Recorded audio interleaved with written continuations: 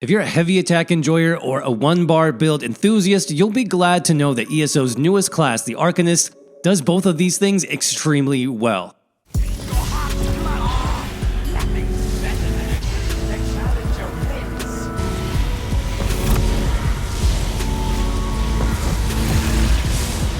So the idea behind this build is simple. I wanted to put my basic heavy attack one-bar build onto the Arcanist class to see what it could do. And no, I didn't use the Fate Carver beam because that just won't mesh well with heavy attacks, but literally everything else in the Arcanist toolkit works great. And thanks to the Arcanist's passives and debuffs, this class can pull some of the highest solo damage numbers I have seen with heavy attacks, while also adding a ton of group utility for when you want to play with a group. Basically, this build does it all, and it's a ton of fun to play, so let's jump right into it.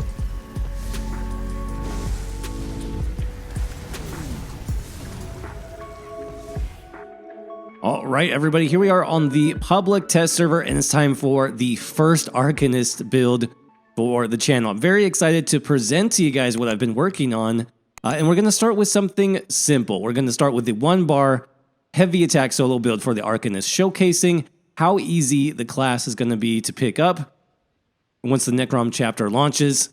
With that being said, let's jump right into things and check out the buff stats on the Arcanist build. Checking out that stat sheet, we're looking at about 30,000 max magicka, a nice 26, almost 27k max health, 18k max stamina, just tons of stats on this build. Tons of recoveries as well, 1,300 magicka and stamina recovery, 1,800 health recovery. You're going to find this class is amazing when it comes to sustain and recoveries especially. There you can see the weapon and spell damage, the crit chance, penetration, and the extra armor. Of course, we are doing 64 points into max magicka for this particular build. This is a magicka-focused Arcanist featuring the Lightning Staff, Destruction Staff build. In terms of our Mundus Stone, we are running the Thief Mundus here for the extra critical chance. Tons of other major and minor buffs here. We'll talk about where those come from in just a minute. Quick note here on Empower, I did talk about this in my video earlier, talking about the class and combat changes. Empower has been nerfed by 10%. It's now 70% damage, bonus damage against monsters instead of 80%, which it is on the live server currently. This is not a huge deal. In fact, with the debuffs that you're going to have access to on the Arcanist, this class is probably the strongest when it comes to the one bar, and especially the heavy attack builds.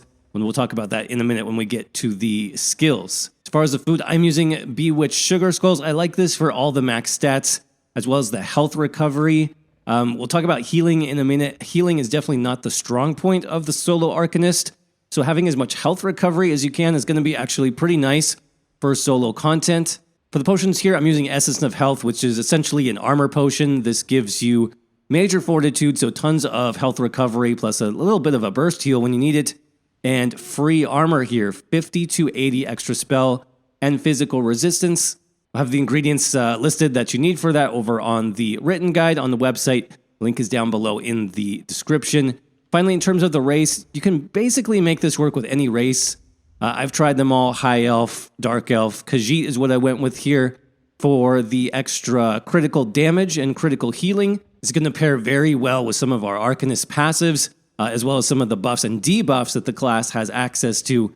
But like I said, you can make this work on basically any race that you want. So that is the basics. Let's talk about the gear sets next. Again, this is going to be just a basic heavy attack one-bar setup, you guys. And so the gear sets here are very simple. I'm not deviating from what's working. Got the Sergeant's Mail set for the Lightning Staff. This, of course, is still the best heavy attack set in the game. It gives you 4 stacks of a lot of heavy attack damage, as long as you maintain all 4 stacks. So we're using the Lightning Staff here, precise, with a shot glyph. Remember, the two-handed staffs take up 2 slots.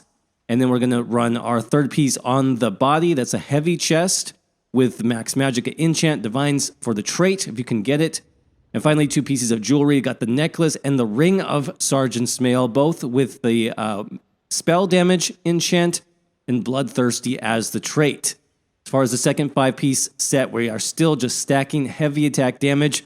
Using Noble Duelist this time, this does give us some good weapon and spell damage bonuses, and a very strong 5-piece bonus as well for heavy attack damage. Basically, anytime you do a light or a heavy attack, while in melee range, you get that over 2k bonus heavy attack damage. It's going to scale with everything, including our champion points, the empower buff, and everything else. So this is quite strong in terms of raw heavy attack damage, and the fact that you need to attack a target in melee range is really fine. This happens all the time, especially in solo content, arenas and things like that. You're just naturally going to have enemies rush at you, hit them with a lighter heavy attack, and you get this very long 15-second buff to your heavy attacks, so it's pretty easy to maintain. This is a light armor set as well, so it makes sense really on the Magicka focus build. It's going to help with penetration, with critical chance. It is a base game set as well, so pretty easy to pick up. Just going to use 5 pieces on the body there. The feet, legs, hands, waist, and shoulders of Noble Duelist, all divines. If you can get it with Max Magicka as your enchant. Final body piece here, Slime Craw Medium on the helmet. That's just going to give us a little bit extra spell damage and crit damage. Divines as the trait with Max Magic as the enchant. Then obviously that leaves 1 slot left over for our Mythic. Now you will be glad to know if you are a heavy attack enjoyer, Oaken Soul build enjoyer, that this works just as well on the Arcanist class. This is one of the first things I wanted to test out. How well does the Arcanist perform with the heavy attack setup? And it does great. Obviously you have all the same buffs that you've had in the past on Oaken Soul. It's going to make your rotation super easy and simple, letting you focus mainly on survivability and any mechanics that you need to avoid in things like arenas, dungeons. It's going to make soloing and group content that much easier. So that is what I recommend. If you can trait change that to Bloodthirsty, that is going to be ideal. And then another spell damage enchant there for the extra damage. But that is the basic setup. Now, I will have alternate gear sets listed in the written guide. If you don't have access to these or you don't like this particular setup, I do have a lot of alternate sets listed there. So go ahead and check that out if you are interested. Let's jump right into the new skills where we can talk about what makes the Arcanist unique and why this is working so well on the 1-bar heavy attack setup. First skill on our 1-bar build is going to be Unstable Wall of Storms, and this is pretty much just a essential skill when it comes to a heavy attack build. Using the Lightning Staff, this is easy access to off balance, lets your heavy attacks do so much more damage, and it gives you some good AoE damage as well. So I do recommend this. That's the second skill from the Destruction Staff. Everything else is from the Arcanist class. So next up we have Tentacular Dread. This comes from the Herald of the Tome skill line. This is our third skill here. And if you've probably seen this in the trailers, this is the tentacle arm that reaches out to enemies in front of you. And this has a lot of great bonus effects. Let's go through these one by one. So the default here gives you a debuff on target. It's called Abyssal Ink. This lasts for 20 seconds and you deal 5% increased damage to any mob that has that debuff in effect. You also get immobilized for 3 seconds, all the targets in front of you. So this becomes a great option for crowd control. Again, in solo and group content, it's very, very nice. This is a big area. It's deceivingly big, 15 by 5 meters. So it's a nice spread of damage, and root in front of you makes it a very useful skill. Now, I went with this particular morph called Tentacular Dread, because this makes use of Crux, okay? So consuming all of your Crux, you can see the Crux that I have right now is 3, those little glowing triangles that are around me. You can generate those with other abilities and then spend them with some of your other skills for bonus effects. So the bonus effect here is at the bottom. Damage to foes drenched in Abyssal Ink is increased by 2%, and immobilization duration is increased by 1 second per Crux spent. So when I use this at full Crux, which is 3 times 2 is 6%.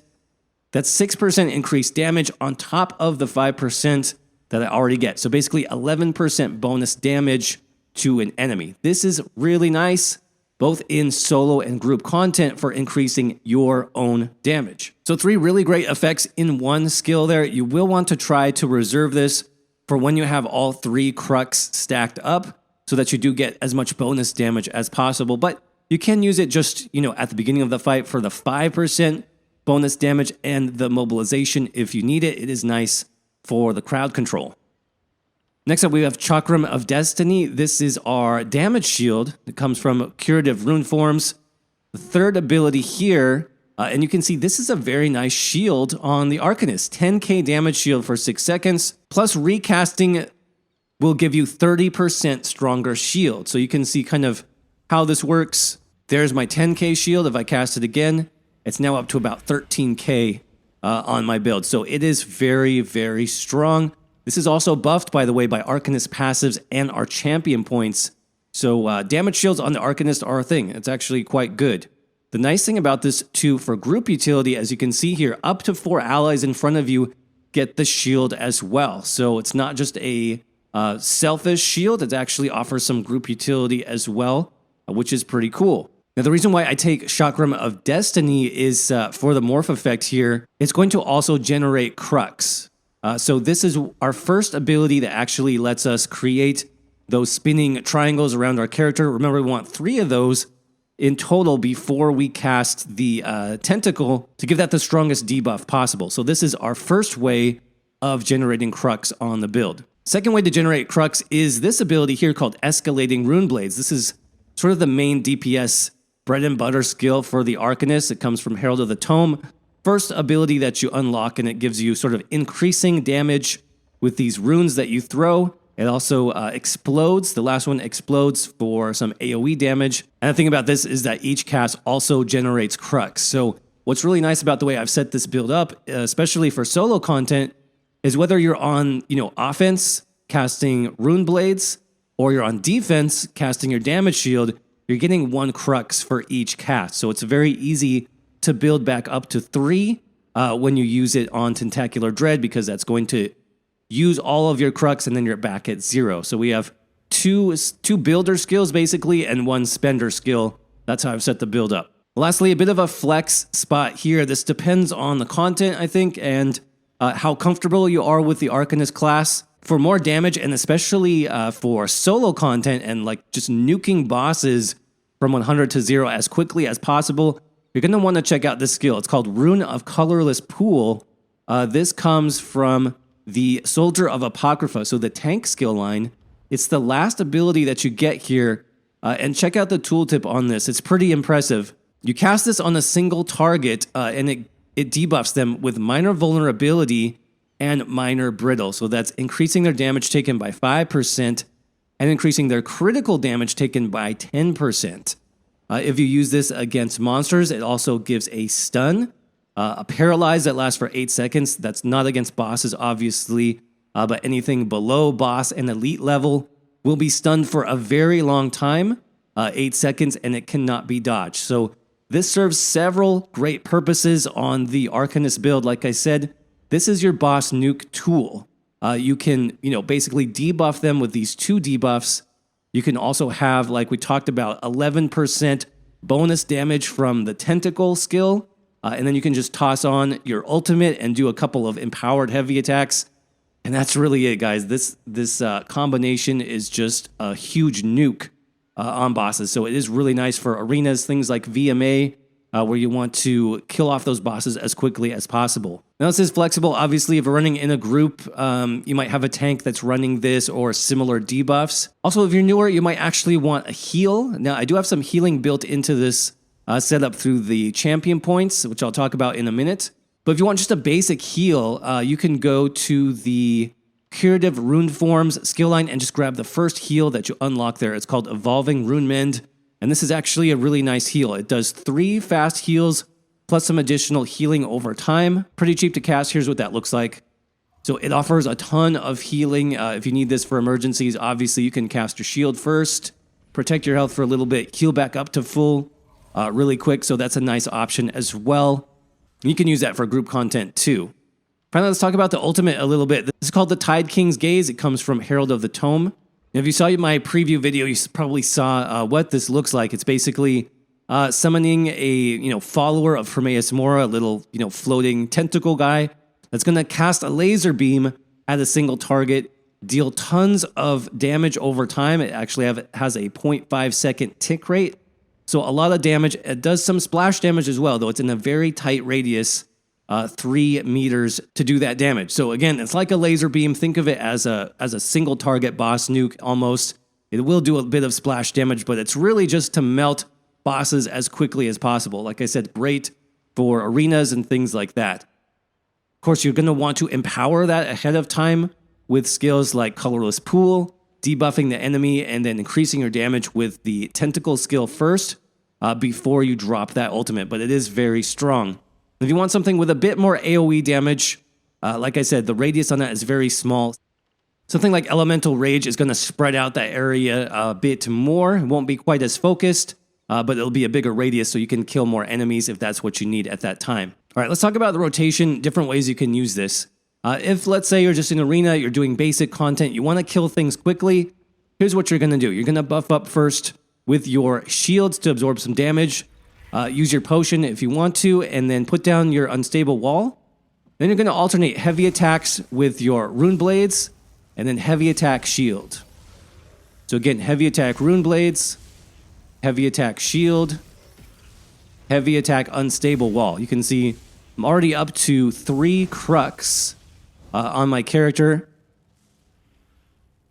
At that point, you can use this to cast the Tentacle skill that we talked about. The Tentacle is really a great debuff for larger, more elite bosses. Remember, it also does an immobilization out in front of you. So something like that is going to debuff all of those enemies, letting you do more damage and also immobilizing them if they are not elite mobs. Finally, once you have all that down, if you're ready to nuke an enemy, make sure you have your Tentacle cast. Go ahead and do Colorless Pool into your ultimate, and then just, nuke away their health at will. It does a ton of damage when everything is stacked together, all those debuffs. So that's the simple rotation. Just again, remember to use your Tentacle. When you have 3 crux built up, that's going to be the best way to do it. Debuff those big targets, bosses, and elites with Colorless Pool and the Tentacle before you unleash your heavy attacks and your ultimate when ready. And then just alternate between your heavy attacks, damage shield, heavy attack rune blades, heavy attack damage shield, and keep up your wall, and you're good to go. Okay, quick look at some of the passives here. Now, I'm not going to do a deep dive on all of the Arcanist passives. I just have a few that are specific to this build that are worth checking out. I will have a full skill deep dive on the Arcanist coming out soon, so keep an eye out for that if you are interested. But some things that are really good here. Fated Fortune, when you spend crux, you increase your critical damage and critical healing by 12% for 7 seconds. It should take just about that long to build up 3 stacks, so you can use your Tentacle, and then get 12% bonus crit damage and crit healing on top of that, which is really nice. This next one here, Harnessed Quintessence, this is really interesting. When you restore magicka or stamina, you increase your weapon and spell damage by 5% for 10 seconds. Now, there's lots of ways to do that, obviously, on any build, including the Arcanist, but for a heavy attack setup especially, this counts as a way to restore magicka. So with the Lightning Staff, doing a Lightning Staff heavy restores magicka, this actually gives you this buff. 5% weapon and spell damage for 10 seconds, so it kind of works out well on the heavy attack Arcanist. Splintered Secrets gives you a ton of extra physical and spell penetration. This is a good reason to run as many Arcanist skills as possible, specifically Herald of the Tome, your DPS skills. That's why I'm running, one of the reasons why I'm running all of these abilities as well as the Herald of the Tome ultimate skill. In Soldier of the Apocrypha, which is our tank skill line, we have the Wellspring of the Abyss passive.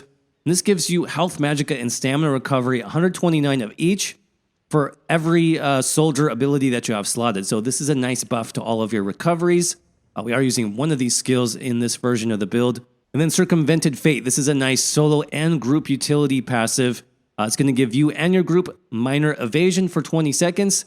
That's 10% damage reduction for area attacks. Finally, we mentioned the damage shield focus here. Great for solo and group play. Like I said, the skill works on both you and your group. But you have this passive as well. Intricate Rune Forms reduces the cost of your shields and increases their strength by 10%. So Arcanist damage shield focus builds, it's going to be a very strong way to go. Speaking of that, let's jump into the passives really quick. As usual, I will have these in the written guide, so check the link in the description for this in more detail. I'll have these broken down by 300, 600, 900, and 1200 CP, so there should be basically a setup there for no matter what level range you are at. Now, in terms of the green tree, typically this is what I would use. Steed's Blessing, followed by Treasure Hunter, and then Rationer and liquid efficiency. For the blue tree, I'm doing something a little bit different here, and this is mostly for the solo build. Just keep that in mind. You can obviously mix this up if you are more group focused. But something I found, especially for the solo build, if I'm using Oaken Soul and I'm using mostly offensive and utility skills, there's not a lot of healing built into the Arcanist. It's not like the Templar, for example, where you can do puncturing sweeps and get some heals back, or Necromancer Scythe, you can use that for damage and get healing back. There's almost no healing built into the offensive Herald of the Tome DPS skills for the Arcanist. So that does make it a bit challenging, especially for a 1-bar solo build. You don't have enough skills to really have access to a lot of healing. So something you can try, again, just play around with it. In the blue CP, you have Breathing Blows. This does give you healing back for damage done. Now, it is direct damage, so it's not going to count for everything, but you will get healing back for the final tick of your heavy attack, which is a huge chunk of damage, especially if you're fully buffed and the enemy is off balance. You'll get a ton of healing back from that. Your Rune Blades, your Tentacle, those main offensive skills will give you healing back. So this is just one way you can sustain your health. Another thing that I did was, like, I used the Bewitched Sugar Skulls for extra health recovery. Got about 2,000 health recovery, so that helps out a lot as well. And that, of course, we have the shield, so that's going to protect your health even more. Now, if you're running with a healer or you decide to use one of the Arcanist healing skills instead, feel free to drop this. You can do something more offensive. Wrathful Strikes, for example, would be a very good CP star to put in that place. But other than that, we are using, of course, Weapons Expert, since this is a heavy attack focused build, 20% bonus heavy attack damage. Finding Finesse for the extra critical damage and critical healing done. And then Deadly Aim. It's going to buff our single target damage. That also buffs your lightning staff, by the way, because it is coded as single target damage that then gets copied out to surrounding enemies through your destruction staff passives. Finally, in the red tree, our slotted stars here, we've got Rejuvenation, Fortified, Boundless Vitality, and I did throw on Bastion. I think it makes sense on the Arcanist, especially since your shield can go to other players as well. 15% bonus shields is very nice. Finally, if you're curious about the outfit style here, this is the Fate Scryer costume, and this is something you'll be able to unlock eventually through the Chronicle of Fate quest from the Necrom chapter. All right, everybody, with that said, that's going to wrap up this 1-bar heavy attack Arcanist build for the Elder Scrolls Online. Hopefully this video gives you guys some ideas to play around with once the Arcanist class goes live. The main thing I wanted to show is that if you are a heavy attack build enjoyer, if you like the 1-bar setup, then Arcanist does extremely well. It's actually one of the best 1-bar builds and heavy attack builds that I've played. So if you like that, definitely feel free to play around with it when it goes live. I think you will enjoy it as well. This is also, I think, the easiest Arcanist build you can pick up. Like I said, there's going to be a wide range of Arcanist builds that everybody's going to play. The class skills do have some depth. It's going to take some time to learn everything. So if you want to just jump into the class right away when it goes live and play as quickly as possible, then this is definitely the way to do it. Just pick up your heavy attack sets, grab an Oaken Soul ring, and this is going to be the perfect introduction Arcanist build for both solo and group content. So hopefully that helps you out. If you have any more questions, as always, make sure to check out the written guide. Link for that is going to be in the description and the pinned comment below. Down there, we're going to have alternate gear set options, all the alternate skills I mentioned, champion point breakdowns for 300, 600, 900, and 1200 CP, and a lot more. So definitely worth checking out. Of course, if you enjoyed this video, please do me a favor and crush that like button. It absolutely helps the YouTube algorithm know to share this video out with other people, which I definitely appreciate. And make sure to hit that subscribe button as well if you like the Arcanist builds, because there will be many, many more of those to come very soon. And as always, thanks again for watching. Hope you're doing well. Stay safe out there, and I will see you around in the next video.